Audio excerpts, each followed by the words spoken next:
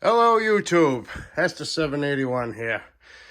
It's been a little while.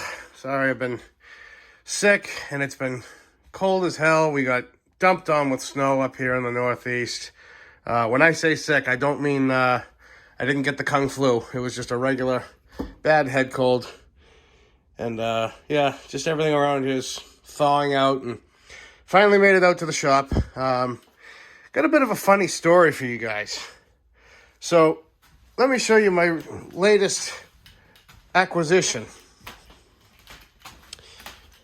Here she is.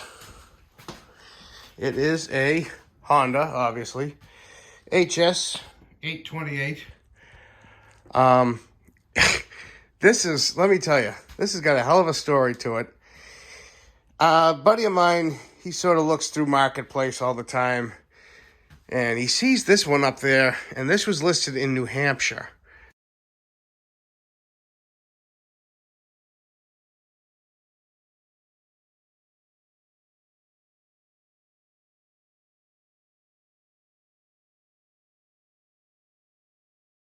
And he goes, "Hey, it's free. Would you want it?" And I'm like, "What do you mean it's free? Nothing like this is free." He goes, No. He goes, sends me the ad for it. And he says, the motor's seized. It's good for parts or whatever you need it for. So I'm like, yeah. I says, tell him you'll take it. And he lives up there. So he goes and meets up with the guy. And tells me, so this is me secondhand hearing it from the guy. So he says the guy's owned it for 25 years. He owned it since new. And last storm, which we got a lot of snow, he started it up and didn't even make it 10 feet out into his driveway from the garage, and it seized up solid, is what he said. And he showed me when he grabbed it, he pulled the pull cord, nothing. He tried the electric start, nothing. And yeah. So he told my friend, it's like, yeah, we've always had it serviced every year. It's been a great blower for us, hydrostatic, and then I'm thinking to myself, this kind of doesn't really add up. And then he said he had a small engine mechanic come out and look at it, and he confirmed that, yeah, it's she's gone. She needs to be put to bed. So then I was like, all right, that makes a little sense. Okay, now the nail's in the coffin. And I wouldn't be afraid to put slap a Harbor Freight engine on this thing, or even tear it apart and put a head on it, something like that. It's still, a cool project. So he brings it here, and he unloads it, and he brings it in my shop. And as we're talking about it, he goes, oh, by the way, the guy said, you got to shut the fuel off because the needle and seat leaks. I go, really? And I just kind of was thinking about it. So I came over to the engine, took out the dipstick, and this is going to be a spoiler alert because it's not going to happen right now.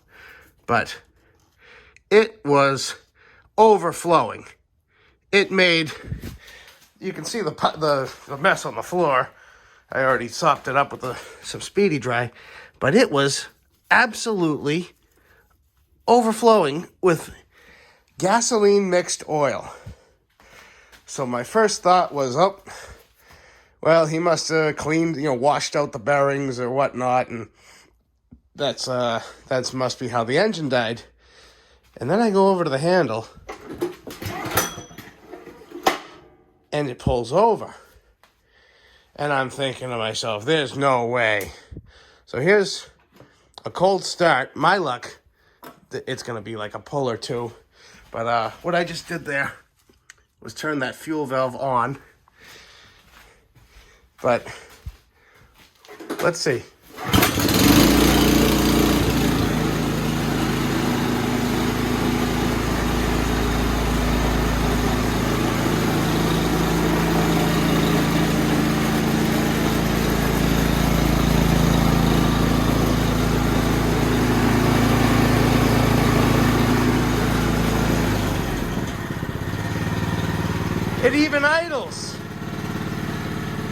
just purrs.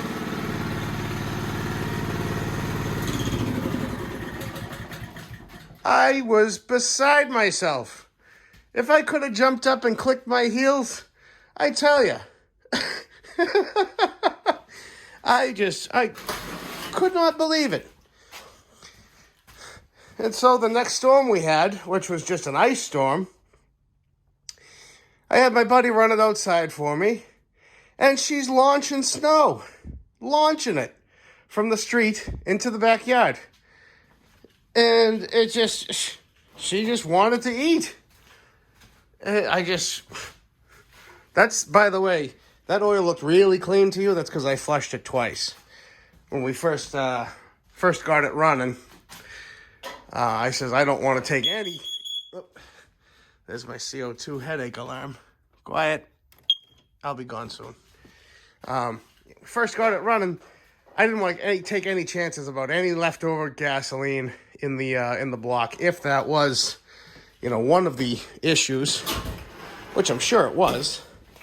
But so I flushed it out, did a second oil change, and then he snowblowed with it for an hour and a half, and it did great. And now, of course, I feel sort of bad. I feel obligated to tell the guy, and so I told him, I don't even know who this guy is. He messages the guy, and he's in Florida, and he couldn't be bothered. He says, no, it was one of the last things we needed to get rid of. He said, I'm already down here moving in. I guess they bought a condo down there and somewhere in Orange, Florida. I don't know. But yeah, he said, enjoy the victory, enjoy the machine. It's maybe it was a sign it was meant to go to you. It's not bad. Electric start works. Issues I'm already seeing is this bucket. This is actually the better side. If you come over to this side, I guess it's not too much worse, but these are the skids on Hondas, and I don't think he'd been adjusting them its whole life. You can actually see that gap over there. This one's on the ground because it's, my floor is uneven. But you can always tell when the tines are shiny. They've been making contact with the ground. And, so it ate a little bit of the bucket, but it left a very clean streak behind it. So I'll probably end up giving it a pressure wash. And all that brown is just rusty water that's been accumulated there, and it stained the paint because there's paint under there. Probably pressure wash it when the weather gets better. Give it a full once over, full service, and might just keep this as a spare or something. Because the hydrostatic is very tricky to get used to, but I tell you, this thing was just watching it work was awesome. I've never owned a Honda, never ran a Honda. So this is all new territory to me. But yeah, mainly this video is just for you guys. Every now and again you'll see something, engine's blown or engine seized. Just goes to show, you can't always believe them.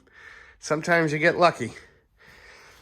Anyway, I'll keep this one short, and hopefully get out here more with the good weather coming, get some more small engine things going. And until then, thank you all again for liking, commenting, subscribing. We just broke 300 subscribers, and that's incredible to me. So I really want to tell each and every one of you, I appreciate it from the bottom of my heart. Until next time, see ya.